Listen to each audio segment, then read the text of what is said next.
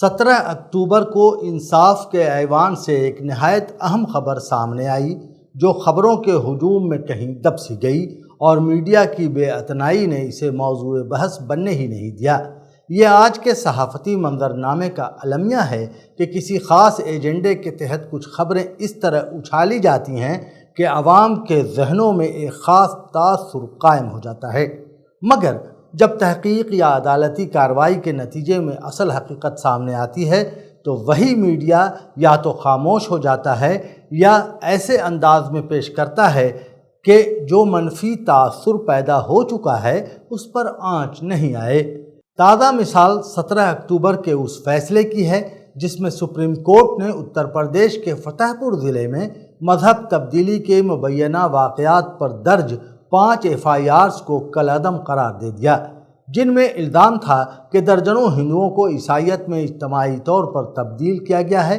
عدالت نے نہ صرف ان مقدمات کو باطل قرار دیا بلکہ یہ بھی واضح کر دیا کہ فوجداری قانون کو بے گناہوں کو ہراساں کرنے کا آلہ نہیں بنایا جا سکتا۔ فیصلے میں جسٹس JB پردیوالا اور جسٹس منوج مشر کی بینچ نے 158 صفحات پر مبنی تفصیلی مشاہدہ پیش کیا، جس میں یہ کہا گیا کہ یہ FIRs قانونی خامیوں، ناقص طریقہ کار اور ناقابل اعتبار شواہد سے بھری پڑی ہیں۔ بینچ نے یہ بھی نوٹ کیا کہ تمام FIRs ایک ہی واقعے سے جڑی ہوئی تھیں اور یہ عمل تحقیقاتی اختیارات کے صریح غلط استعمال کے مترادف ہے۔ یہ فیصلہ ایک ایسے وقت میں آیا ہے جب اتر پردیش سمیت BJP حکمرانی والی کئی ریاستوں میں مذہب تبدیلی مخالف قوانین کو اقلیتوں کے خلاف ہتھیار کے طور پر استعمال کیا جا رہا ہے۔ عدالت نے اپنے فیصلے میں یہ بھی کہا کہ ایسے قوانین کے تحت FIR صرف متاثرہ شخص، اس کے والدین یا قریبی رشتہ دار ہی درج کرا سکتے ہیں، کوئی دوسرا نہیں۔ لیکن ان مقدمات میں کسی بھی مبینہ متاثرہ شخص نے شکایات درج نہیں کرائی تھی، بلکہ شکایت کنندگان وہ لوگ تھے جو سیاسی یا نظریاتی مفادات رکھتے تھے۔ مزید یہ کہ عدالت کے مطابق کسی گواہ نے یہ بیان نہیں دیا کہ اس نے اپنی مرضی کے خلاف مذہب تبدیل کیا ہو یا وہ اس مبینہ اجتماع میں شریک بھی تھا۔ یہ تمام FIRs 14 اپریل 2022 کے ایک مذہبی اجتماع سے متعلق تھیں جو ایو اینجلیکل چرچ آف انڈیا میں مانڈی تھرسڈے کے موقع پر منعقد ہوا تھا۔ الزام لگایا گیا کہ تقریب میں 90 افراد کو لالچ اور دباؤ کے ذریعے عیسائیت قبول کرنے پر مجبور کیا گیا۔ شکایت درج کرنے والوں میں وشو ہندو پریشد کے ایک عہدیدار شامل تھے جنہوں نے 35 نامزد اور 20 نامعلوم افراد کو ملزم بنایا۔ ان میں Sam Higginbottom university of agriculture, technology and sciences Prayagraj کے vice chancellor doctor Rajendra Bihari Lal بھی شامل تھے، جن پر مذہب تبدیلی کی سازش رچنے کا الزام عائد کیا گیا۔ عدالت نے ان تمام مقدمات کو بے بنیاد قرار دیتے ہوئے کہا کہ گواہوں کے بیانات مشینی انداز میں لکھے گئے اور ایک ہی طرز پر نقل کیے جانے سے ظاہر ہوتا ہے کہ تفتیش میں غیر جانبداری کا فقدان تھا۔ عدالت نے اپنے فیصلے میں آئینی پہلوؤں پر بھی روشنی ڈالی۔ بینچ نے کہا کہ جب کسی معاملے میں بنیادی حقوق کی خلاف ورزی شامل ہو تو سپریم کورٹ کو آئین کے آرٹیکل 32 کے تحت براہ راست مداخلت کا پورا اختیار ہے۔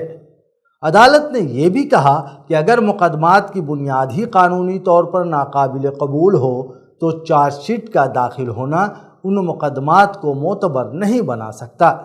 اس فیصلے کا ایک بڑا پہلو یہ بھی ہے کہ عدالت نے واضح کر دیا کہ مذہبی اجتماعات خیراتی سرگرمیوں کو جرم قرار نہیں دیا جا سکتا اور نہ ہی کسی قانون میں ایسی کوئی ممانعت پائی جاتی ہے۔ فیصلے کا سب سے اہم جملہ یہ تھا جس نے اس مقدمے کی روح طے کر دی۔ ہمیں UP کنورژن ایکٹ میں ایسا کوئی جملہ نہیں ملا جس سے مذہبی اجتماعات کا انعقاد یا مذہب کے نام پر فلاحی کام کرنا جرم قرار پاتا ہو، نہ ہی تعزیری قانون میں ایسی کوئی ممانعت ہے۔ بیرونی امداد حاصل کرنا یا مذہبی بنیاد پر خیراتی سرگرمیاں انجام دینا بذات خود کسی بھی قانون کے تحت جرم نہیں۔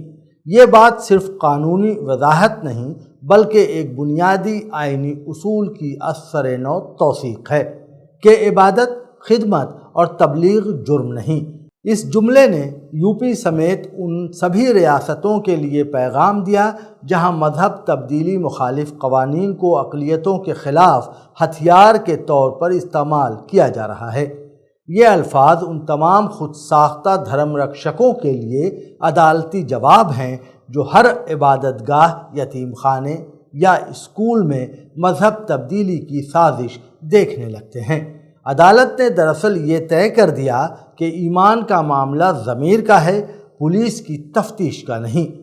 قانونی ماہرین کے مطابق یہ فیصلہ محض چند FIRs کی تنسیخ نہیں بلکہ مذہب کے نام پر سیاست کرنے والی قوتوں کے لیے ایک کھلا پیغام ہے کہ عدالتیں بنیادی حقوق کی محافظ ہیں اور رہیں گی۔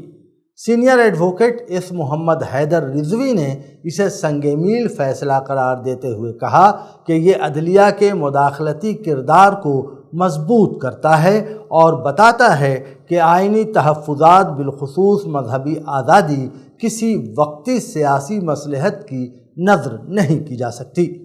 یہ فیصلہ دراصل عدلیہ کے اس کردار کی تجدید ہے جو اسے ریاستی طاقت کے بیجا استعمال کے مقابل ایک توازن کے طور پر قائم کرتا ہے۔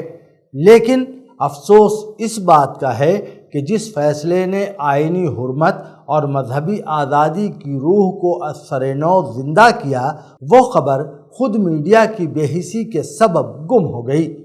شاید اس لیے کہ یہ فیصلہ ان تمام پروپیگنڈوں کی نفی کرتا ہے جن کے سہارے مذہب تبدیلی کے نام پر خوف، نفرت اور سیاسی فائدے کا کاروبار چل رہا ہے۔ انصاف کی یہ گونج اگر سننے والے کانوں تک پہنچ پاتی تو شاید معاشرہ ایک لمحے کو یہ سوچنے پر مجبور ہوتا کہ اصل خطرہ مذہب کی آزادی سے نہیں بلکہ اس آزادی پر لگائی گئی مصنوعی زنجیروں سے ہے۔ ناظرین، تو یہ تھا آج کا ہمارا خبر تجزیہ۔ ہمارا پروگرام آپ کو کیسا لگتا ہے اپنی رائے ضرور دیں، اور ہاں، اگر آپ نے ابھی تک ہمارے چینل کو سبسکرائب نہیں کیا ہے تو لائک اور شیئر کرنے کے ساتھ ساتھ سبسکرائب بھی ضرور کر لیں۔